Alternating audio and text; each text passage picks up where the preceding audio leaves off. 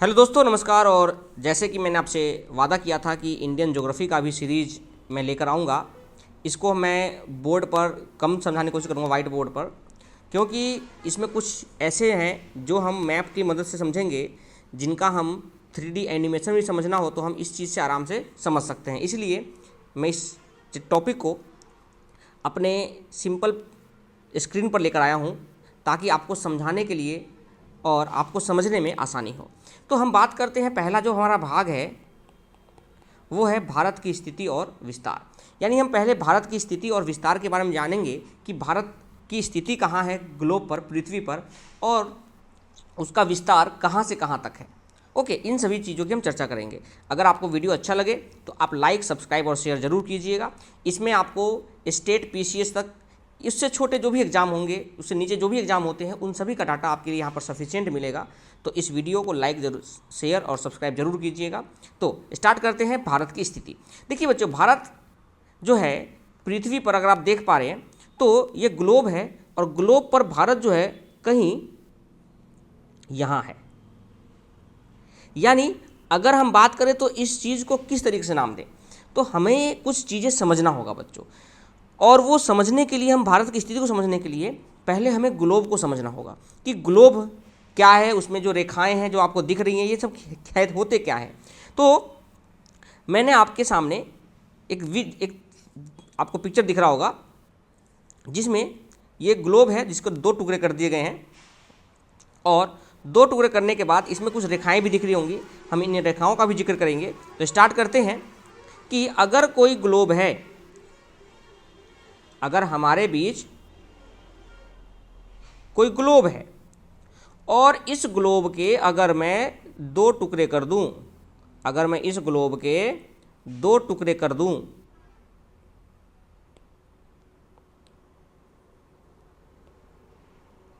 तो इस रेखा को बोलते हैं, और ये 0 डिग्री पर होता है, इस रेखा को बोलते हैं भूमध्य रेखा या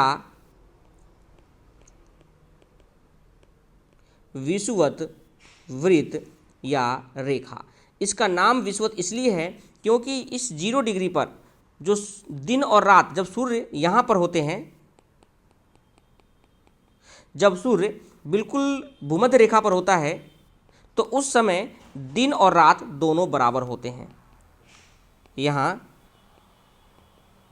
दिन और रात दोनों ही बराबर होते हैं।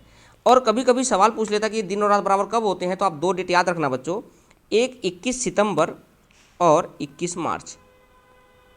21 मार्च और 21 सितंबर को ये जो दिन और रात बराबर होते हैं, क्योंकि उस समय सूर्य किसके लंबवत होती है, विषुवत वृत्त के लंबवत होती है, 0 डिग्री पर होता है।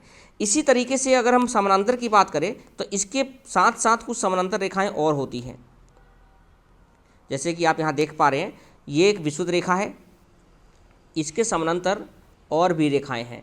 तो इन रेखाओं को बोलते हैं अक्षांशीय रेखाएं। और जो प्रधान मध्यम रेखा होता है, ग्रीनविच लाइन जिसको बोलते हैं, उनके समानांतर नहीं होते, लेकिन उनके सीध में अगर लाइन खींचा होता है, यानी जो लॉन्गिट्यूड होते हैं, जो वर्टिकल होते हैं, लॉन्गिट्यूड, उन्हीं को हम देशांतर बोलते हैं। तो देशांतर का क्या काम है, अक्षांश का क्या काम है, तो देशांतर रेखाएं हमें समय निर्धारण के लिए काम आता है। अगर हमें किसी भी देश का समय निर्धारित करना है तो निर्धारित करते समय देशांतर रेखाएं काम आते हैं। इनका एक अलग से चैप्टर करेंगे, तब देखेंगे। और अक्षांशीय का विस्तार का मतलब क्या है, तो अक्षांशीय और देशांतर, अक्षांश और देशांतर किसी भी देश की लोकेशन, स्थिति को बताता है कि वह देश किस जगह पे है। तो हम सबसे पहले बात कर रहे हैं कुछ चीज़ों को, कि अगर पृथ्वी के दो मध्य भागों में बांट दिया जाए, जिसको भूमध्य रेखा बोलते हैं या विषुवत रेखा, तो ऊपर वाले को बोलते हैं उत्तरी गोलार्ध और नीचे वाले को बोलते हैं दक्षिणी गोलार्ध। यानी ऊपर वाला हो गया उत्तरी गोलार्ध और नीचे वाला हो गया दक्षिणी गोलार्ध। यानी उत्तरी गोलार्ध और दक्षिणी गोलार्ध को कौन सी रेखा बांटती है, तो वो है विषुवत रेखा या भूमध्य रेखा जो 0 डिग्री पर होती है। और जब सूरज यहाँ पर होता है तो वहाँ पर दिन और रात बराबर होते हैं, यानी इसी का नाम है विषुवत। और विषुवत का मतलब होते हैं दिन और रात दोनों बराबर होते हैं, इसलिए वो डेट भी याद रखना है 21 सितंबर और 21 मार्च। यानी आपने देखा कि भूमध्य रेखा का एक काम हो गया क्या, कि वह रेखाओं को उत्तरी गोलार्ध और दक्षिणी गोलार्ध में क्या करते हैं, बांट देते हैं। उत्तरी गोलार्ध और दक्षिणी गोलार्ध में ये बांट देते हैं। चलो आगे कुछ और समझते हैं इसी कॉन्सेप्ट को लेकर, ताकि हम भारत की स्थिति को समझ पाए अच्छे से। तो आपने देखा कि इसको अगर 0 डिग्री कहेंगे तो ये है भूमध्य रेखा, इसी का नाम होता है विषुवत रेखा। अगर इंग्लिश में बात करें तो इसका नाम देते हैं इक्वेटर। तो इक्वेटर जो लाइन होती है वो पृथ्वी को 2 भागों में बांट देती है, एक उत्तरी गोलार्ध और एक दक्षिणी गोलार्ध। यानी इसको बोलते हैं उत्तरी गोलार्ध और इसको बोलते हैं दक्षिणी गोलार्ध। यानी उत्तरी गोलार्ध और दक्षिणी गोलार्ध 2 भागों में इसको बांट देती है। अब मैं बात करूं थोड़ा सा और आगे, तो उत्तरी गोलार्ध और दक्षिणी गोलार्ध बांटने के बाद इसके समानांतर रेखाएं जो होती हैं वो होती अक्षांशीय रेखाएं। तो एक और रेखा होता है जो 23.5 डिग्री, हाँ इतना और ध्यान रखना कि 0 डिग्री को नॉर्थ और साउथ दोनों कहते हैं। जब ऊपर जाते हैं तो इसको नॉर्थ उत्तर बोलते हैं, यानी 23.5 डिग्री का जो रेखा है उसको बोलते हैं कर्क रेखा। और इसी के ऊपर एक और रेखा होता है 66.5 डिग्री पर, इसको बोलते हैं आर्कटिक रेखा। और इसके जस्ट ऊपर उत्तरी ध्रुव होता है। यानी आपने देखा कि किस तरीके से पृथ्वी का बंटवारा होता है, पृथ्वी पे कितने लाइन खींची गई है अक्षांशीय रेखाएं। तो कर्क रेखा का अक्षांश हो गया, एक आर्कटिक रेखा अक्षांश हो गया और एक उत्तरी ध्रुव जो बिल्कुल पॉइंट पे है, यानी ये 90 डिग्री पर होता है। यानी उत्तरी गोलार्ध में सेम है, तो इसी तरीके से दक्षिणी गोलार्ध में भी होगा। और दक्षिणी गोलार्ध में जो 23.5 डिग्री पर साउथ होगा उसको बोलते हैं मकर रेखा, उसको बोलते हैं मकर रेखा। और जो उससे नीचे 66.5 डिग्री पर होगा साउथ, उसको बोलते हैं अंटार्कटिक। अंटार्कटिक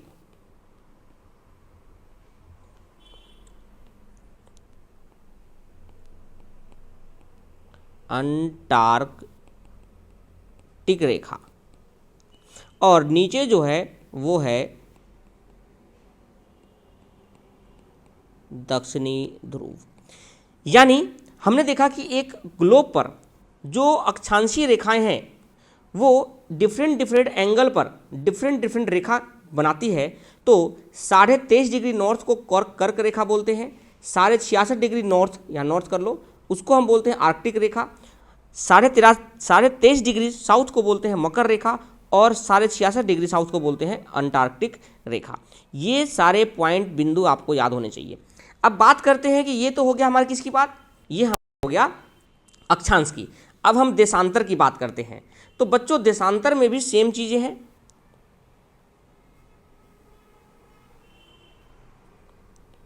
देशांतर में क्या होगा कि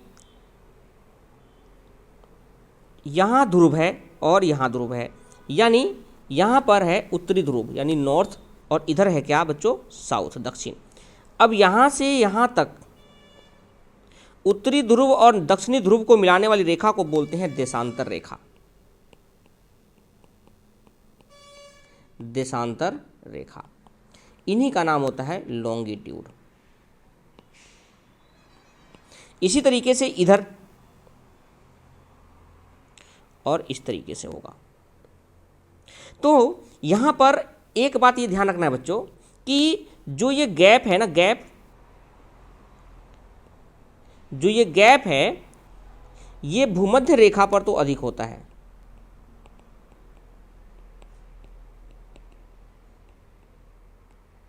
और जैसे जैसे ऊपर जाएंगे वैसे वैसे ये कम होता जाता है। यानी भूमध्य रेखा पर इसका होना ज़्यादा और कम होना पोल ध्रुव के पास, ये इन चीज़ों को ये बतलाता है कि कहीं ना कहीं ये किसी पृथ्वी पर जो समय है उसको निर्धारित करती है। यानी देशांतर रेखा समय को निर्धारित करने में काम आती है। प्लस अगर हम इनके बीच की दूरी बात करें तो चाहे वो अक्षांश हो, तो याद रखना 0 डिग्री 1 डिग्री दो अक्षांश के बीच अगर बात करें 1 डिग्री में, तो 1 डिग्री में लगभग 111 किलोमीटर का फर्क होता है।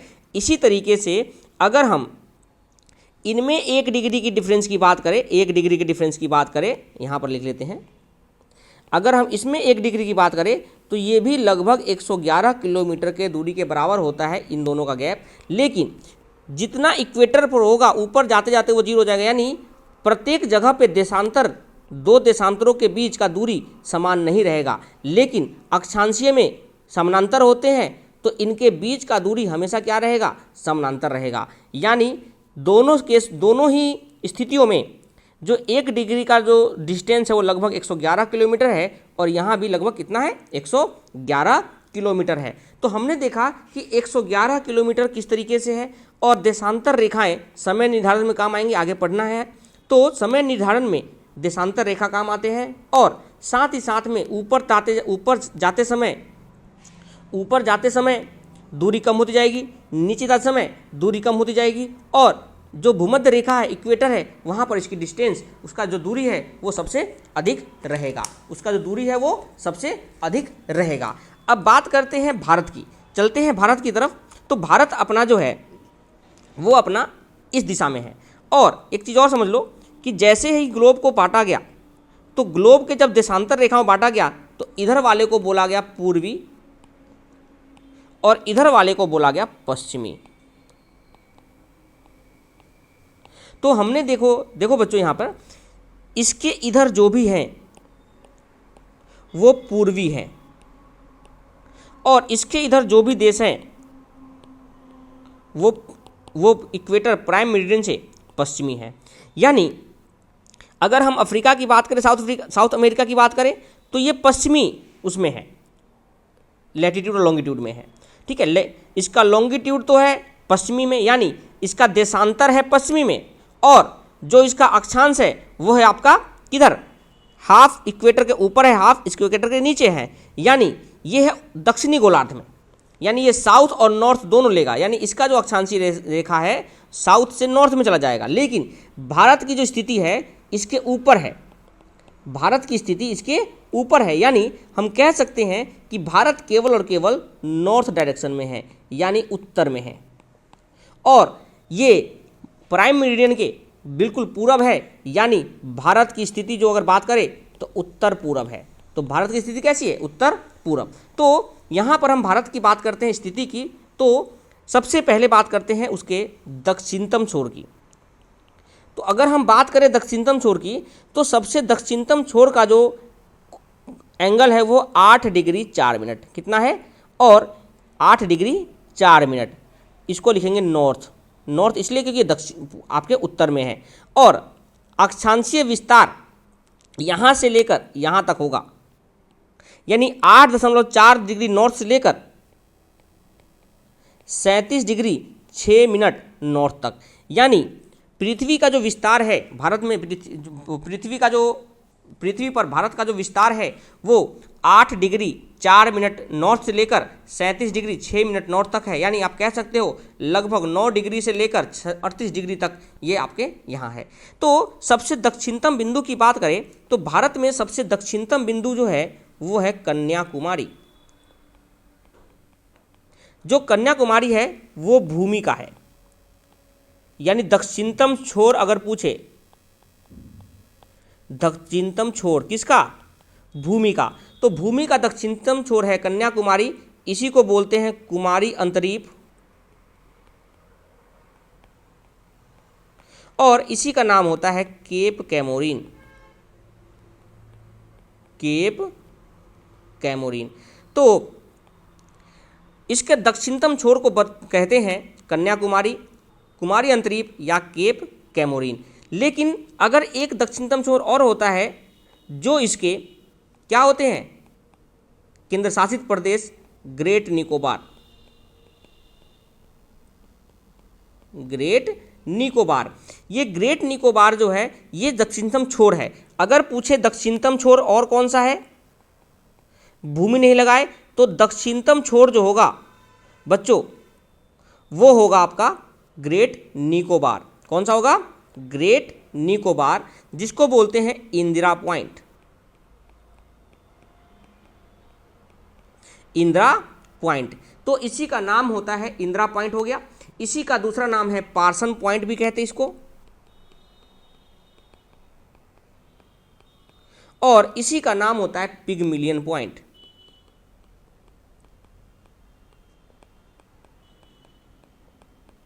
यानी इंदिरा पॉइंट जो है वो दक्षिणतम छोर है, और अगर भूमि का दक्षिणतम छोर पूछे तो वो कन्याकुमारी है, उसी का नाम है कुमारी अंतरीप या केप कैमोरीन। अगर दक्षिणतम छोर की बात करें जो आपके केंद्रशासित प्रदेश ग्रेट निकोबार में है, इंदिरा पॉइंट, पार्सन पॉइंट या पिगमिलियन पॉइंट, इन तीनों का नाम सेम है। अब बात करते हैं अपने उत्तर की तरफ चलते हैं। तो उत्तर में जो उत्तरतम छोर है उसका नाम देते हैं इंदिरा कौल। बच्चों पहले ये जम्मू एंड कश्मीर में था, लेकिन अब केंद्र शासित प्रदेश लद्दाख में चला गया है। तो इंदिरा कौल जो दक्षिणतम छोर है वो अब लद्दाख में है, 37.6 डिग्री की छोर पर। ठीक है, अगर हम एक चीज़ और इसमें समझे,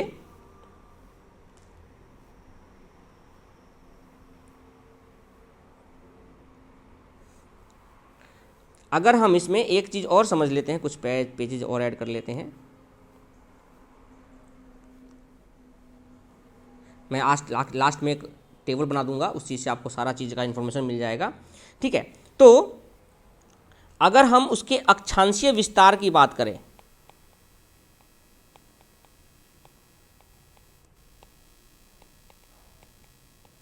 अगर हम इसके अक्षांशीय विस्तार की बात करें तो ये 8 डिग्री 4 मिनट नॉर्थ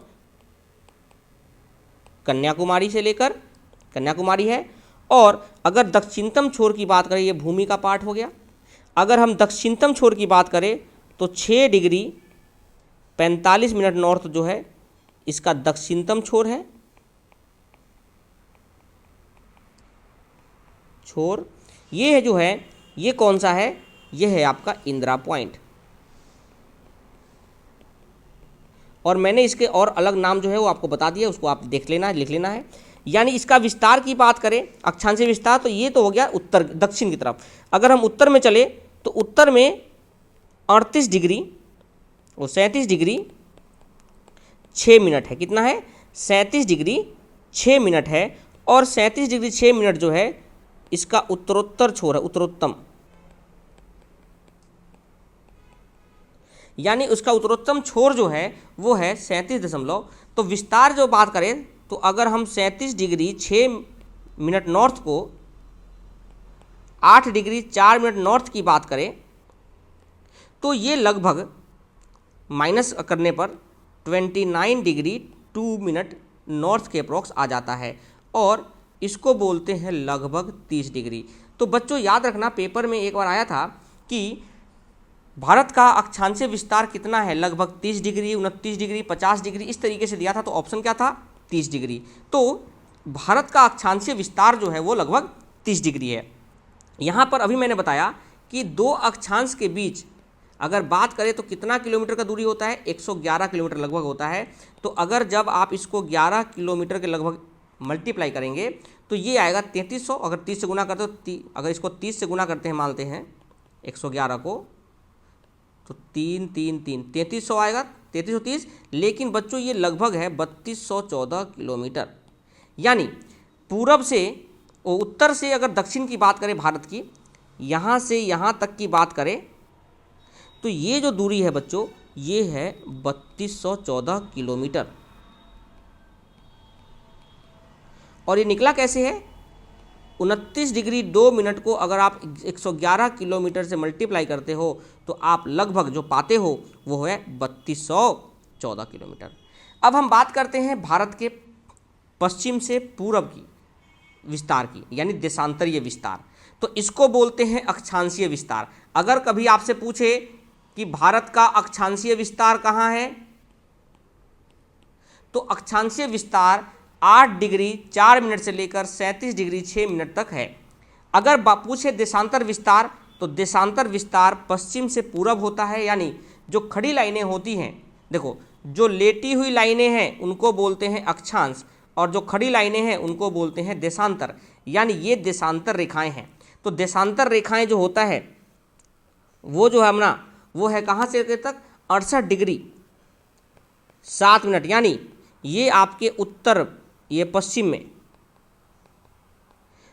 में है 68 डिग्री 7 मिनट से लेकर आपका देखा जाए तो ये है 97 डिग्री 25 मिनट, जो कि अरुणाचल प्रदेश के एक जगह है किबुथु। तो किबुथु जगह पर पूर्वोत्तर छोर है भारत का, और अगर दक्षिणतम छोर की बात करें तो वो गुजरात में अगर बात करें तो गुजरात के गौमात्रा, अगर बात करें तो गौर माता एक जगह है, वहाँ है। यहीं पर पाकिस्तान और भारत का जो बॉर्डर है सर क्रीक इसको कह लो, या एक बहुत ही दलदल वाला क्षेत्र है जिसको बोलते हैं नारायण सरोवर, यानी ये तीनों जगह गुजरात में है। तो इसका पश्चिमतम छोर क्या हो जाएगा, गौरमाता, सर क्रीक और नारायण सरोवर। ये तीन जो जगह है ये आपका पश्चिम है, और अरुणाचल में एक जगह है किबुथु जो उसका पूर्वोत्तर छोर है। अगर हम बात करें इसके देशांतर विस्तार की, अगर हम इसके देशांतर विस्तार की बात करें तो देशांतर विस्तार भी बच्चों अगर आपने देखा तो भारत का मैप में देशांतर विस्तार 97 डिग्री 25 मिनट से लेकर यानी 68 डिग्री 7 मिनट ईस्ट, आप इसको ईस्ट जरूर कर लेना क्योंकि देशांतर हमारा जो पृथ्वी है वो ईस्ट में है, नहीं तो फिर गलत हो जाएगा। इसको ईस्ट कर देना या पूरब कर लेना, इसको ईस्ट में है। ओके, तो इसका देशांतर विस्तार की बात करें तो ये आता है 29 डिग्री 25 मिनट, यानी ये भी लगभग 30 डिग्री के बराबर है। तो क्या इसको अगर हम 111 से मल्टीप्लाई करना है तो अगर ये इसका भी क्या 3214 किलोमीटर ही होगा? नहीं, मैंने अभी आपको बताया कि देशांतर रेखाओं का जो डिस्टेंस होता है वो प्रत्येक जगह पे क्या होता है, अलग अलग होता है, क्योंकि जैसे जैसे ऊपर जाते हैं उनका डिस्टेंस अलग होता जाता है। और आपको पता है कि भारत जो है वो कर्क रेखा पर मौजूद है, यानी इसका 3214 ना होकर इसका है 2933 किलोमीटर, 2933 किलोमीटर। ओके, तो भारत की जो पूरब से पश्चिम की दूरी है या पश्चिम से पूरब की जो दूरी है आपकी, ये दूरी है 2933 किलोमीटर, और उत्तर से दक्षिण की दूरी है 3214 किलोमीटर। अगर हम उत्तर से पूरब और दोनों दिशाओं का अगर हम दूरी का अंतर निकालें तो वो लगभग 281 किलोमीटर की होती है। 281 किलोमीटर का अंतर होता है दोनों में। एक चीज़ और समझा दूं बच्चों आपको, थोड़ा सा मैप मुझे बनाने दो।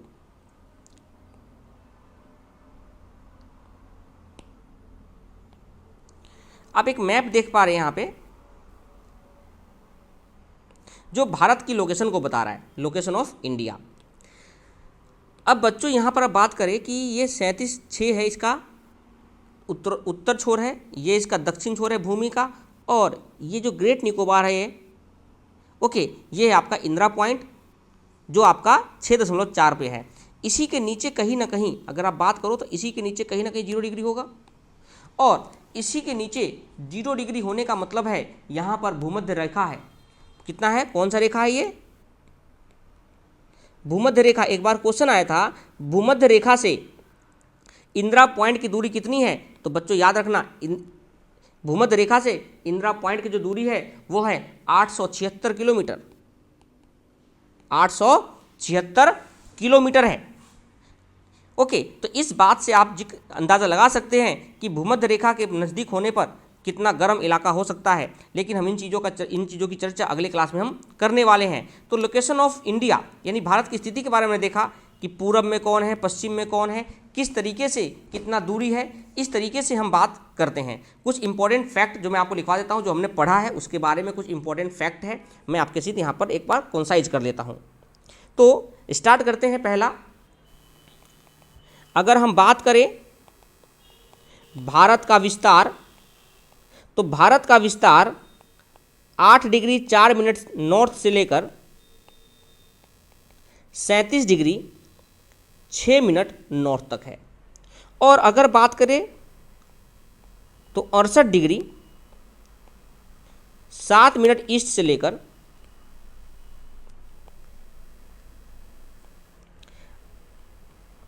98 डिग्री 97 डिग्री 25 मिनट ईस्ट है। ये इसका नॉर्थ और ईस्ट का, जो पूरब और उत्तर है, उसका विस्तार हो गया।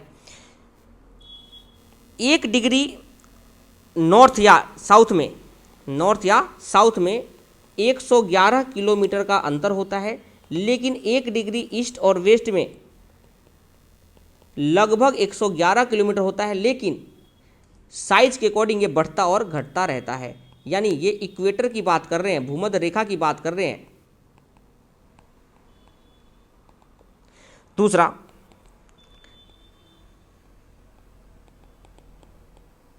उत्तर से दक्षिण की अगर हमने दूरी निकाली तो वो आया 3214 किलोमीटर, और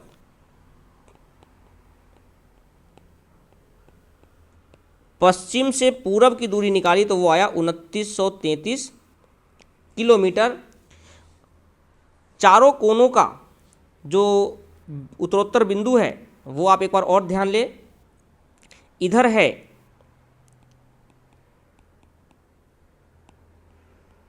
कन्याकुमारी, नॉर्थ, साउथ, ईस्ट और वेस्ट। इधर है कन्याकुमारी, इधर है आपका इंदिरा कॉल, इधर जो है आपका किबुथु अरुणाचल प्रदेश में है, और इधर जो है वो आपका सरक्रीक कह लो।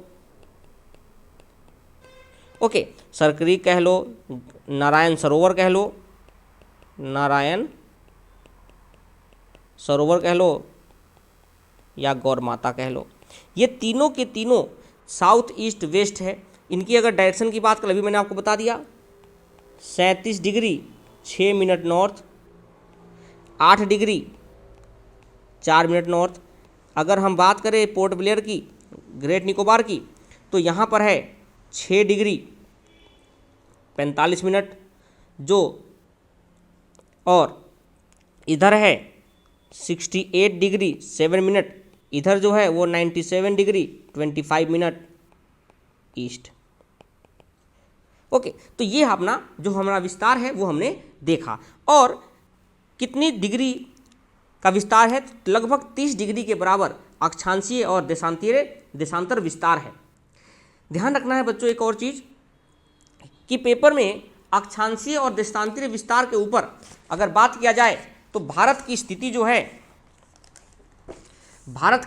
है वो क्या हो सकता है। तो यहाँ से निकल के आता है कि अगर भारत 30 डिग्री और 30 डिग्री जो देशांतर और अक्षांश का जो अंतर है उससे हम भारत का अगर क्षेत्रफल निकालें तो भारत का क्षेत्रफल निकल कर आता है वहाँ से 32,87,263 किलोमीटर वर्ग किलोमीटर। यानी भारत का क्षेत्रफल की बात करें तो वो है 32,87,263 किलोमीटर, जो कि विश्व का सातवां देश है क्षेत्रफल के हिसाब से। अगर हम पहले की बात करें तो पहले में आपका रूस, अगर हम दूसरे नंबर की बात करें तो दूसरे में है आपका कनाडा, अगर हम तीसरे नंबर की बात करें तो तीसरे में है चीन, और अगर हम चौथे में बात करें तो चौथे में है अमेरिका। अगर हम पांचवें की बात करें तो पांचवें में है ब्राजील। अगर हम छठे की बात करें तो है ऑस्ट्रेलिया, और अगर हम सातवें की बात करें तो वो है अपना भारत। तो भारत के ऊपर 6 और देश है जिनका पहला स्थान है रूस का, दूसरा कनाडा, तीसरा चीन, चौथा अमेरिका, पांचवा ब्राजील, छठा ऑस्ट्रेलिया और सातवां क्या है, भारत। तो भारत जो है वो अपना सातवां है क्षेत्रफल की दृष्टि से। और अगर हम बात करें जो विश्व का, अगर हम बात करें जो जनसंख्या की दृष्टि से देखा जाए, अगर हम भारत के जनसंख्या की दृष्टि से देखें तो क्षेत्रफल के हिसाब से अगर हम 32,87,263 किलोमीटर है, जो कि पूरे विश्व का 2.43% है, यानी भूमि का 2.43% भारत के पास है, बाकी अन्य देशों के साथ है। लेकिन अगर बात करें उसी 2.43% पर भारत की जो विश्व की जनसंख्या है वो कितना है, जो 2.43 क्षेत्रफल पर अगर हम बात करें इसके क्षेत्रफल पर तो कितनी जनसंख्या रहती है विश्व का, तो विश्व का कम से कम 17.5% से अधिक जनसंख्या भारत में निवास करती है। यानी इतने से जमीन पर विश्व का 17.5% जनसंख्या अधिक है।